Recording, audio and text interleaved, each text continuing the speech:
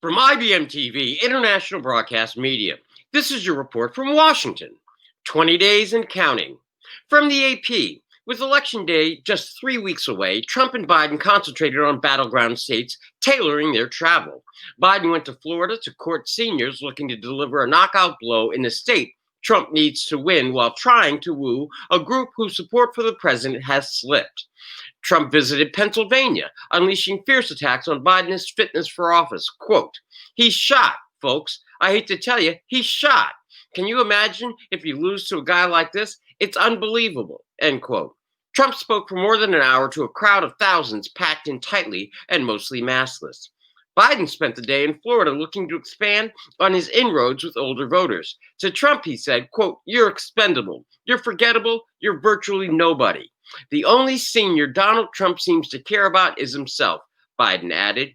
Biden also held a drive-in rally designed to promote voter mobilization in heavily African-American community of Miramar.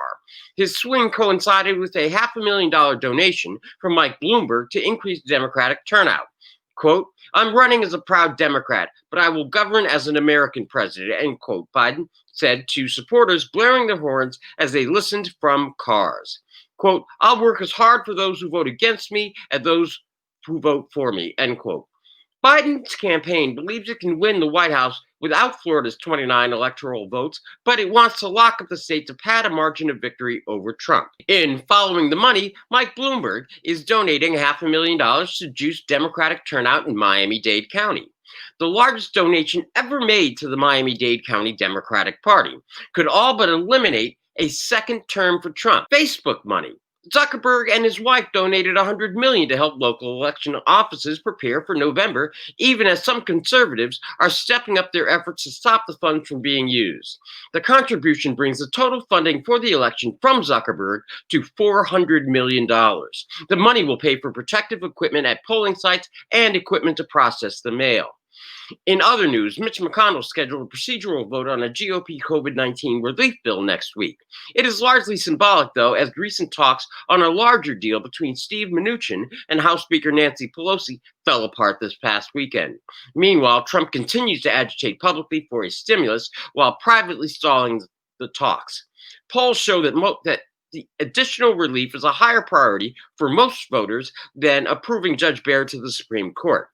In trade wars, international arbitrators ruled that the EU can impose tariffs and other penalties on up to $4 billion worth of U.S. goods and services over illegal American support for plane maker Boeing. The move further sours transatlantic ties. The ruling by the WTO amounts to one of the largest penalties ever handed down. It comes a year after another ruling authorized the United States to slap penalties on EU goods worth up to $7.5 billion, including Gouda cheese, single malt whiskey, and French wine. Now the EU can have its own turn. A preliminary list includes frozen fish and shellfish, dried fruit, tobacco, rum, and vodka, handbags, motorcycle parts, and tractors. Next, another vaccine shuts down. Independent monitors have paused antiviral drug remdesivir, plus an experimental antibody therapy being developed by Eli Lilly that's similar to a treatment Trump recently received. The hold comes a day after a temporary halt to a vaccine study by Johnson & Johnson. In a sign of the times, get out your chopsticks. Wanted, a chief noodle officer to get paid $10,000 to develop and test new ramen noodle recipes. Top ramen manufacturer Nissin is seeking a chief noodle officer with a passion for noodles. The winner will receive $10,000, the chance for a one-on-one mentorship with Nissin CEO Mike Price, and a 50-year supply of various top ramen products. Submissions are being accepted through October 30th. It seems one lucky person will have a lifetime of all-you-can-eat noodle buffet. Finally, the current COVID death toll from Johns Hopkins is over 215,910 American souls lost and 1,086,399 global souls lost with no vaccine in sight. That is your report for October 14, 2020, from IBM TV, International Broadcast Media, smart television for a smarter global community, from dictatorships to democracies around the world.